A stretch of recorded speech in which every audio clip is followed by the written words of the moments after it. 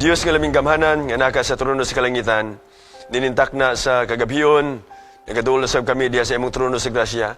Salamat o Diyos nga ikaw nagahatag ka namo ning higayon nga kami makapadayon ini nga series into His likeness. Ginoo, hinaot nga kining mapulong nga mabaga saluhan, mahimong panalangin nga to sa among mga kapaglaom, mga kaigsunan, o bisan kinsa nga lantaw diya sa YouTube o sa Facebook o bisan unsa nga media platform sa bisan asa sa tibuok kalibutan nagahangyo kami Ginoo himuha kini nga panalangin o ginaot nga mahimo kining instrumento nga kami maduol diya kanimo. Salamat o Dios nga ikaw nagatubag sa among pagampo kay kintanan namo gisalig gila among madawat tungod lamang sa ngalan ni Hesus. Amen. Sa makausama yung gabi sa tanan nato nga mga kaigsunan. So karon nga gabi gusto nako i-share sa inyo ang ato uluhan, nagauluhan, beholding Jesus becoming like Him. Kanang beholding, kanunay ta magalantaw ngadto kan Jesus, we will become like Him. No, mura ba kanang managtiayon ba? Sa kadugay nimong uban sa imong asawa, kanunay nimong tutok sa imong asawa, mura na mog pariha og dagway, no? Say daghan kayo nga mag-adto mi sa uban nga mga mission o conferences, moingudan nga, kadugay na kong tan-aw sa inyo ha? Pastor, kadugay na kong tan-aw sa inyo ma'am, mura na mog pariha og dagway. Mga kaisunan, nindot di ay kaayo ni kanang mututok ka ngadto kan Jesus Christ kay mahimo kang pariha niya. So, karon nga gabi mauna ang ato saluhan. Unsa ang giingon sa Biblia? The Bible says in Hebrews chapter 12, verse 2, nagaingon, looking to Jesus, the founder and perfecter of our faith, who for the joy that was set before Him endured the cross, despising the shame, and is seated at the right hand of the throne of God. Looking unto Jesus. Meaning, kung mututok ta, kanunay, ngadto sa Ginoo, Christianity is not merely about changing behavior. It is about changing the heart. Mausab ni ang kahimuan sa diha nga mututok ta ngadto kan Jesus Christ sa matag karon unya, dili lang mausab ang ato nga behavior, mausab ang ato kasing-kasing, may sama pagyud ta ngadto kaniya. And the Bible reveals a powerful spiritual principle. We become like the one who constantly behold. Meaning, kung kanunay ta mututok ngadto kan Jesus sa matag karon unya, mahimutang kanang may sama kanya. We will be like the one we constantly behold. So karon nga gabi ato diskubrihon how looking and beholding Jesus transform us into His likeness. So mga igsoon, mga kaigsunan, mga kapaglaom, naibalo ko nga, it is your desire nga mahimo ta nga sama kan Jesus Christ. Say, handom na to, Ginoo. Ang ako untang kinabuhi, sama nimo. Kay, kung doon na bitaw tayo, handom mga kapaglaom nga may sama ta kan Jesus, ang mga kalibutanong butang mawala na siya. Ha? Kung ato itugyan ang atong gugalingon, itutok nato ngadto kan Jesus Christ, mawala ang kalibutanon ng mga butang. I remember a story, may tungod sa kanang usa sa tao nga nakaadto dito sa bulan. The famous kaayo nga tao ang nakaadto sa bulan, ang si tao nga ginganlag si Neil Armstrong. But one of those nga nakaabot dito sa bulan, nakaanis Pilipinas because he was invited to speak dito sa Philippine Bible Society in the person of Colonel Erwin. According to the story, usa si Colonel Erwin nga nakaadto dito sa bulan. Sa iyang sugilanon during devotional, ingon pa niya, sa diha nga andam sila, padulong sa biyahe, padulong ngadto sa bulan. Ingon pa niya, nagasakay sila sa kapsul, kanang dili kapsula kanang sa tambal. Kanang kapsul kuno nga sakyanan, mao nay pinakakusog nga kanang muraog sobra pa sa jet nga kusog kayo mudagan. Mauna ang ilang gisakyan padulong sa bulan. Ingon pa ni Colonel Erwin, sa pagsakay nila sa kapsul, misugod og biyahe gikas kalibutan padulong sa bulan, taud-taod milingi siya. Sa paglingi niya, ingon pa ni Colonel Erwin, iyang nakitaan ang kalibutan nga daw mura na lag bula sa basketball. Ay, naman sino nimo? Nga, unang lingi niya, mura na lag bula sa basketball ang kalibutan. The next nga, paglingi ni Colonel Erwin, ingon pa niya, ang kalibutan, mura na lag bula sa baseball. Kanang baseball, mga bula ba? Oo. Nagkagamay yun. Matod pa niya. Og sa ikatulungan lingi ni Colonel Erwin, ingon pa niya, ang kalibutan mula na lag pingpong nga bula.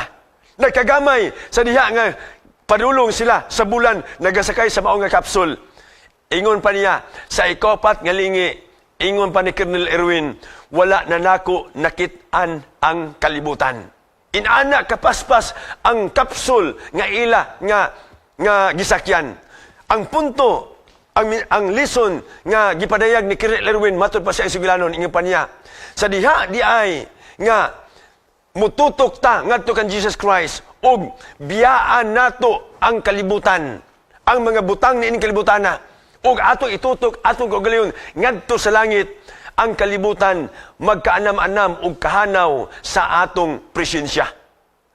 So, inaana mga kaisunan, kung atong itutok ang atong kaugalingon, beholding Jesus Christ, we become like the one we constantly behold. So karon nga gabi, gusto nako ato diskubrihan how looking and beholding Jesus transform us into His likeness. Number 1, the power of beholding. We are changed by what we look at. Ang gahom kuno sa pagtutok, we are changed. Mga usab kita, pinaagi sa ato nga ginalantaw. What the Bible says? Ingon din 2 Corinthians chapter 3, verse 18. Nagaingon, and we all, with unveiled face, beholding the glory of the Lord, are being changed into His likeness from one degree of glory to another. For this comes from the Lord who is the Spirit. May nigugma ko ng mga kapaglaom, mga kaigsunan, transformation is not achieved by human effort alone, nor by strict rules, sa mga stricto kaayo nga pamalaod, nor by fear or punishment, but ang tinuod nga pagkausab or transformation mahitabo when we behold Jesus Christ. Sa diha nga mututo kita ngadto kaniya.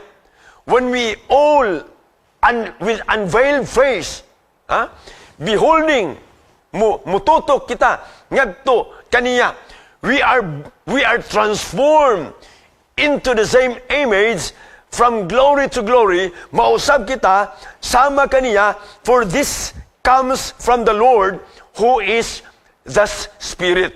So, mauna ang kahimuan kung ato itutok ang ato kaugalingon ngadto kan Jesus Christ. It is, ingon pa, sa usa ka magsulat, Ellen G. White, The Great Controversy, 555, ingon pa niya, it is by beholding that we become changed.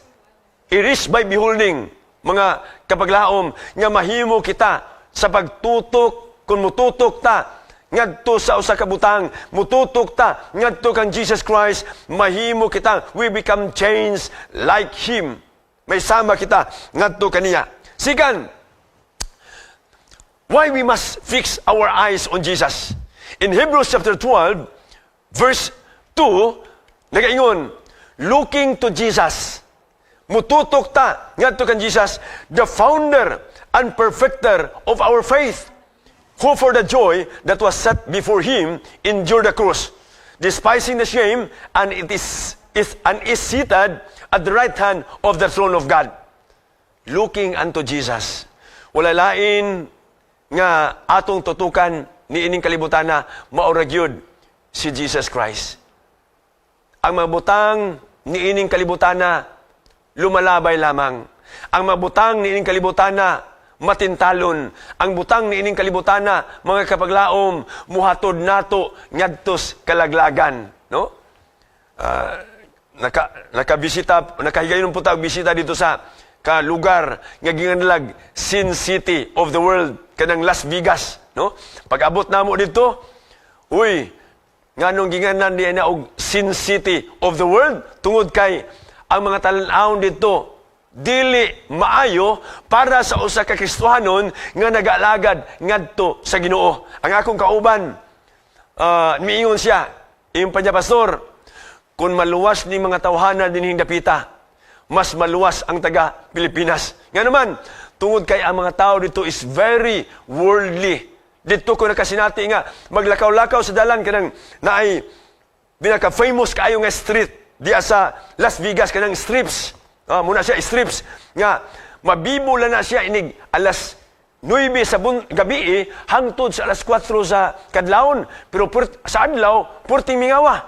Og yan ang panahon na, dito nimo makitaan ang mga tao sa ilang kalibutanon nga ginahimo. Kung dito ka magpuyo, ang imong kinabuhi, mahimo usab nga kalibutanon. But ninintag na sa gabiyon, giingnan kita, looking unto Jesus. Looking unto Jesus, the author and the finisher of our faith. Mututo kita, ngadto kaniya, siya mao ang author, tinubdan, og maoy magatapos sa ato pagtuo. Mao kana ang ato himuon matag kanunugon niya.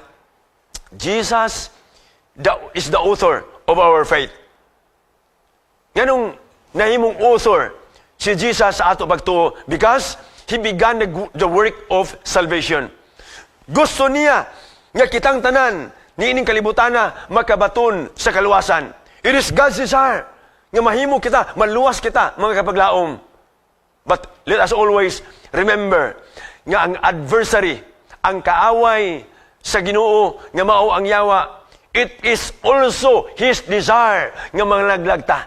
If God's desire nga mga luwas ta, ang ato kaaway, ang iyang desire is malaglag ta, mga kaigsunan. So, mututok na tangan to kan Jesus because He began the work of salvation. What else? He initiated the transformation process. Kining transformation, dili ni siya overnight. It is process. Imong himuon, matagarugon niya. Kay, ni apata, nining kalibutana. Na ay tendency nga, matintal pa ta sa mga kalibutanon nga mga butang. So, we need a daily transformation. We need a daily surrender sa ato nga kinabuhi aron nga mabat na nato ang total transformation. Sikan nga gihimo ni Jesus Christ nganong mututok ta ngadto kaniya.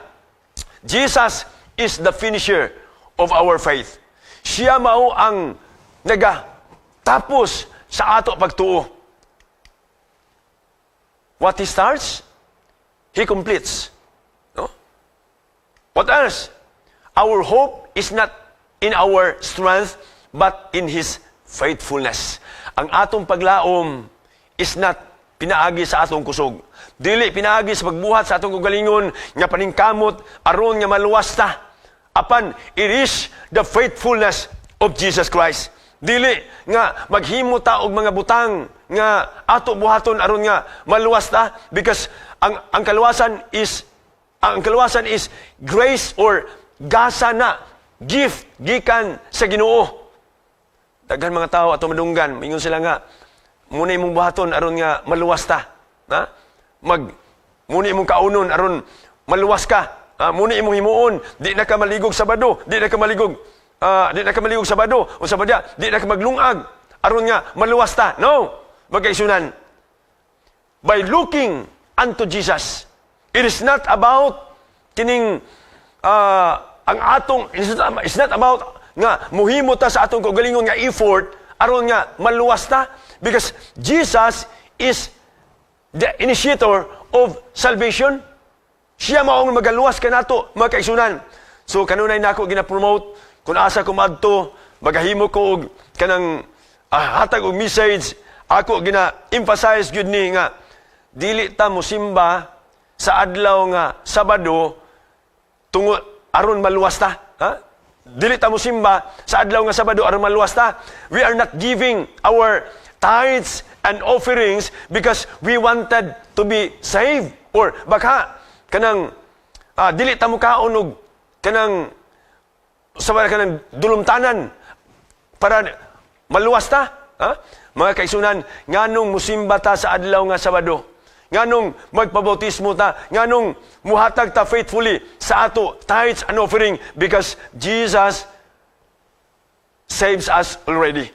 Giluwas na ta niya dito sa Kalbaryo sa krus o kining mga buhat nga maayo, mauni siya ang bunga mga kapaglaom sa pagkalinuwas nato dito sa Kalbaryo sa krus. Gihimo na ni Jesus daan ang maayo dito para sa tuwa. So ang resulta nga sa iyang gihimo nga maayo, mao nga muhimo usab kita og maayo. Nagaingon ang basahon sa Steps to Christ, page 64. The less we seek to esteem in ourselves, the more we shall see esteem in the infinite purity and loveliness of our Savior. But pasabot, kung mas gamay ang atong makita nga angay ipasinungog o ipasigarbo sa atong kagalingon, mas daghan usab ang atong makita nga angay daigon sa walay kinutuban nga kaputli ug katahom sa atong manuluwas. Meaning to say, wala tay angay ikapasigarbo sa atong kaugalingon. Wala tay angay nga ihinambog nga muni akong buhaton aron maluwas ko. It is because of Christ, mga kapaglaom. Si Kristo ra gyud walay atua. Walay atua ning kalibutana. So, ingon din padayon, as we keep our eyes fixed on Christ, the Holy Spirit will open to us more and more of His character. Sa diha nga kita magapadayon sa pag-fix, sa pagtutok ngadto kaniya, mga kapaglaom, ang Balaan ni Espiritu, iyang ablihan ang ato nga mga mata to open to us more and more of His character. So dili di ay nga kanamitang angay nato trabahoon. Sa diha di ay nga mo mututok ta ngadto kan Jesus Christ. Sa diha nga ato itugyan ang atong gugalingon ngadto kan Jesus Christ. Ang balaang espiritu maunay mag-open, mag-open mga kaigsunan sa atoa aron nga mahimo kita more and more, step by step, process to process, nga mahimo nato, maangko nato ang batasan ni Jesus Christ. Ikatulo, how beholding Jesus transform us. Sa unsa nga paagi nga beholding Jesus makatransform sa ato kinabuhi. Number 1, beholding Jesus is His Word. Unsa man ang pulong sa Ginoo? The Word of God, the Bible. Mauni ang basahon nato kanunay. The Bible is the mirror where we see Christ. Ang Biblia, mao kuno na siya ang salamin nga makit-an ni Jesus, nga makit-an nato si Jesus Christ. Sa atong balay naman tayo salamin, di ba? Di po kumutuo nga sa inyong balay walay salamin. Ang importante kanang salamin sa atong balay kay ilabi na sa atong mga sakop nga mga babay dias panimalay murag di na mabuhi kung way samin. Kanunay gina before muguwa humagligo samin. Sa asa nay samin gina siya. Di na pwede nga walay salamin kay di nila gusto nga mulakaw nga di nila makita nilang dagway. In like manner, mga kapaglaom, the Bible is the mirror where we can see Jesus. Ang Biblia kuno mao ang salamin din ato makitaan si Jesus. What else? That not reading. Ang Biblia kuno is not reading for information but for transformation. Dili ta mobasa lang dinhi mga kapaglaom, makaigsunan kay aron makahibalota. Uy, modern na siya, modern na siya. Pero wala na transform ang ato kinabuhi. Ang gibutang diya sa Biblia, ang gisulat diya, wa nato tumana, wala na mag-transform sa ato kinabuhi. Unsa ang gisulat sa Biblia? Dili lang information, nagpadayag sa tuwa, nagpahibalo sa tuwa, but it will transform us. Mo transform ka nato into the likeness of Christ. Number 2, beholding Jesus in prayer. Beholding Jesus in prayer. Kisa nato di mga kapaglaom karon nga gabi, ang malipayon nga kanunay makaduol sa Ginoo pinaagi sa pagampo. Adunay panutihon nagaingon, the moment we read our Bibles, the Word of God, that is the time that the Lord will speak to us. Kung mabasa ta sa atong Biblia, mauni ang panahon nga ang Ginoo makikistorya sa tuwa. The moment we prayed, we kneel down and pray, that is the time when we talk to God. Sa diha nga muluhod kita ug muampo, mao kanang panahona nga kita makikistorya ngadto sa Ginoo. Prayer connects us heart to heart with Christ. Ang pagampo kuno mga kapaglaom, mo konektar heart to heart, kasing-kasing, kinasing-kasing ngadto kang Kristo. And we become like those we spend time with. So, kung kanunay ta mo ampo, mudungo, muluhod ta, muampo ta, ngadto sa Ginoo, sa matagaroon niya, we become like those we spend time with. Masama ta sa kanabitang atong sa Ginoo, nga mo'y atong ginaampuan sa matagaroon niya. How many of us nga dunay panahon or nagahatag og higayon nga kita magaampo? Of course, normal, mo pray ta, pamahaw, paniudto, panihapon, mukaon ta. Before we sleep, before ta matulog, muampo ta. Kanang sa atong pagmata, muampo ta. But, makaigsunan, it is different nga mabat na nato ang kinaiya sa pagkamay ng puon. Ganahan kayo ko sa kinaiya sa mga literature evangelist. I've been a literature evangelist for 3 solid summers when dito ko sa Mountain View College. Naka-join ko sa canvassing work ug mauni ang buhat sa literature evangelist. Sa dili pa muna og sa balay, magampo. Sa diha nga naglakaw sa dalan, magampo na sab. Sa nakakitag balay, muingon ka, Ginoo, mauni ang prospect, nguni kandidato nga makadawat og libro, imo na pud na nga iampo. Ug sa diha nga musaka na pud kag balay, ampuan na pud nimo sila.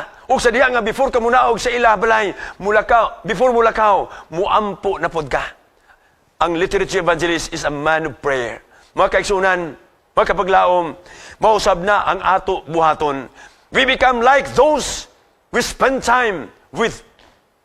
Mahimo kitang sama sa Ginoo sa diha nga kita muhimo sa pagampo. Ikatulo, beholding Jesus in service. Beholding Jesus in service. What does it mean? When we serve as Jesus served, His character is formed in us. Sa diha nga kita musilbi sama sa gibuhat ni Jesus Christ, ang iyang batasan muanhi or mapurma sa ato nga kaugalingon. Unsa man ang gisulti sa usa ka magsulat, Ministry of Healing, page 143. Nagaingon dinhi, Christ's method alone will give true success in reaching people. The Savior mingled with men as one who desired their needs. He showed sympathy to them, ministering to their needs, winning their confidence, and bid them, follow me. Mauni ang ilustrasyon sa kinabuhi ni Jesus Christ. Mauni ang gibuhat ni Jesus Christ. Jesus Christ mingled with men. Meaning, ingon din, the Savior mingled with man as one who desired their needs. Iyang gitagaan ang mga tao sa ila nga panginahanglan. Gibati niya ang kaluoy ngadto kanila, ministering to their needs. Gitagaan nila sa ilang nga panginahanglan.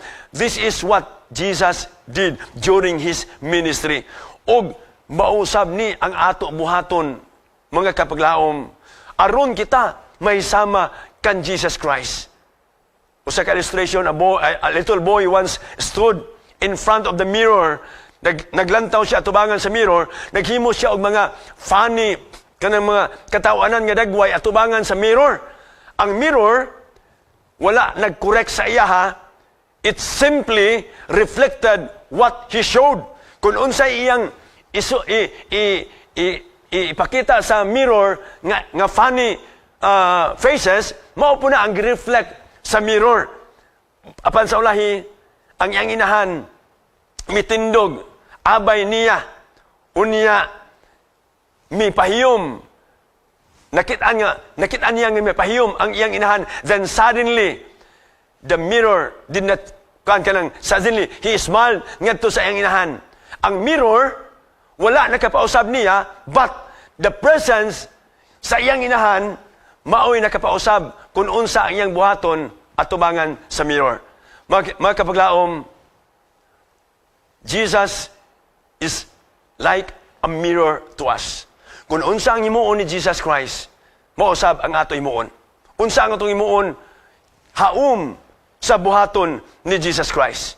Christ's method alone will give true success. So, it is with Christ, if we behold anger, we become angry. If we behold worldliness, we become worldly. But if we behold Jesus, we become Christ-like. Mao na nga itong handom, mga kapaglaom, nga nining kalibutan na, may nahinay o transform ang atong kagalingon, nga may sama kita, beholding like Christ. So, ika-lima, why many Christians struggle to change? Nga naman, ang uban, mag-struggle man sila sa pag-usab sa ilang kagalingon from worldly into heavenly nga mga buluhaton. Nga naman, they focus on sin instead of Savior. Ilang gifocus ang ilang mga sala. Nga naman, doon na sila gibit-bit nga mga sala. Dili ta makahimo sa pagbuhat og maayo kung dili nato isalikway kining sala nga atong ginasipitan sa matag karon ug unya. Dili ta makasulti og maayo or moingon ta nga sunda ko because naata sa pagpakasala, mga kapaglaom. So, they focus on sin instead of the Savior. They focus on self instead of Christ. Usahay, believe kay ta sa atong kaugalingon. No? Usahay, mingon ta nga, ug wala pa ko diana nga simbahan. Dili gina sa manindot nga simbahan. Ug wala pa ko, dili gyud mo mahimong ilado. Usahay, believe kay ta sa atong kaugalingon. Usahay, sometimes atong saligan ang atong profession, ang atong kanang pagkadato. But to tell you, mga kaigsunan, mahimo na siya nga hindrance nga may sama kita kan Jesus Christ kung ato i-focus ang atong kaugalingon dili ngadto kan Kristo. What else? They focus on failure instead of grace. Sa daghan ta mga failure sa ato kinabuhi.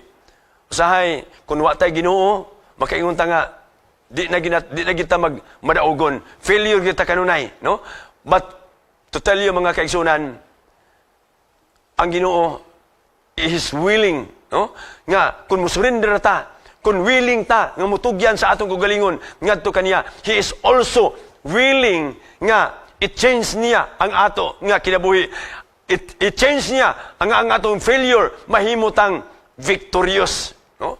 Si Jacob, ato basahon ang Genesis chapter 32, maunang kasaysayan sa kanang pagkalagaw ni Jacob gikan siyang inahan o gamahan nga si Rebecca o sa Isaac, padulong ngadto sa Haran.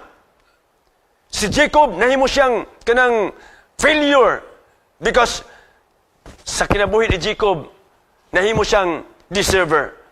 Nahimo siyang runaway child. But when iyang gitugyan ang iyang kaugalingon ngadto sa Ginoo, miluhod siya, miampo siya, and ready nga itugyan niya ang iyang kaugalingon ngadto sa Ginoo. Ang Ginoo nga makapaglaom mi-change sa kinabuhi ni Jacob. Jacob, the deserver, was changed ngadto sa Israel, the victorious. Nahimo siyang nagmadidaogon.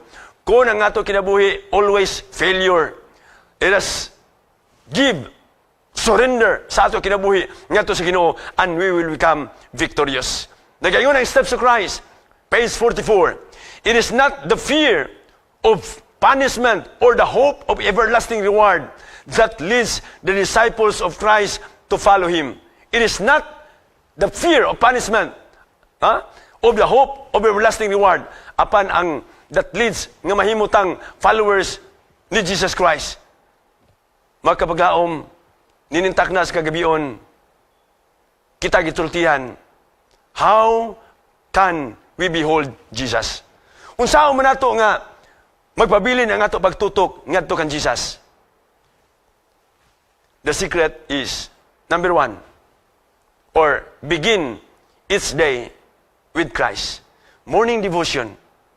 Himo ang mga kapaglaom. Sulayi.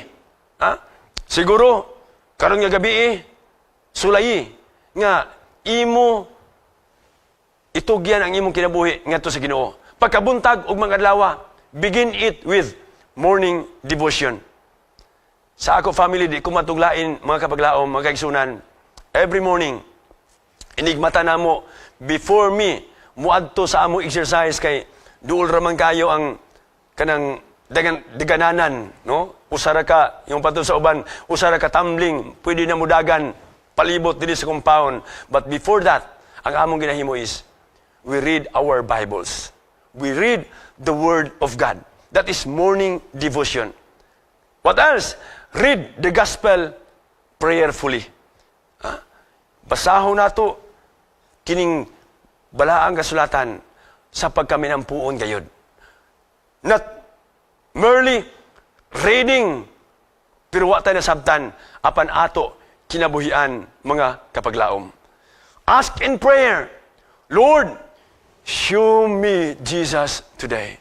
Mag-ampo kita, Ginoo. Ipakita kanako si Jesus karong adlaw. Nga karong adlaw, Ginoo, samtang moadto ko sa mga buluhaton nako, samtang moatubang ko sa mga challenges sa ako nga kinabuhi, Ginoo, hinaot nga ang akong pagkinabuhi, ay naot ang akong pagbuhat, makit-an si Jesus sa ako nga kaugalingon. May nigugma ko nga mga kapaglaom, the secret of true transformation, mga kaigsunan, holiness is not achieved by striving. Dili pinaagi sa pag kaugalingon nimo nga kanang paningkamot, it is received by beholding. Replace negative media with Christ-centered content. Usahay, di balikayan nga ang atong ginalantaw kanunay sa atong cellphone, matag karon ug unya, and we spend time a lot mga paglaom sa dako kayo nga oras matag adlaw, sige scroll sa atong cellphone, tan-aw mga TikTok, tan-aw mga kanang mga siaw, mga katawanan. Pero pagbasa sa Biblia, usahay bisag 5 minutos di gyud ta kabasa mga kapaglaom. Muna giingon nga, bato-bato sa langit ang tamaan bukol. Kaya nga naman, mo may atong kasagara nga ginahimo. Spending time with Jesus, pinaagi sa magbasa sa pulong, maunta ang pinaka-importante. So karon nga gabi, I would like to challenge everyone. This is my appeal to you.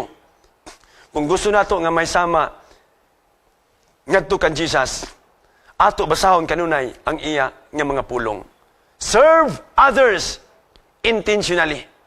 Ato kanang paghatag intentionally atong tuyoon nga mutabang ta ngadto sa mga tao nga nagapanginahanglan. The more we look at Jesus, the more we love Him.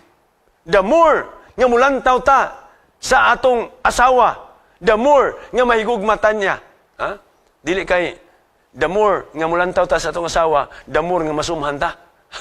Dili na siya mao. The more nga mutan-aw ta ngadto kan Jesus, the more we love Him. The more we look at Jesus, the more we trust Him. The more we look at Jesus, the more we reflect Him. Mao na ang kamatuoran mga kapaglaom. Gusto nato nga may sama gayud ngadto kaniya. Ingon pa ni Mrs. White, Christ Object Lesson, page 69. When the character of Christ shall be perfectly reproduced in His people, then He will come to claim them as His own. Dili madugay, muanhi si Jesus Christ. So tonight, mga kapaglaom, God is inviting us to try, God is not inviting us to try harder, but look longer to Jesus Christ. mututo kita kaniya.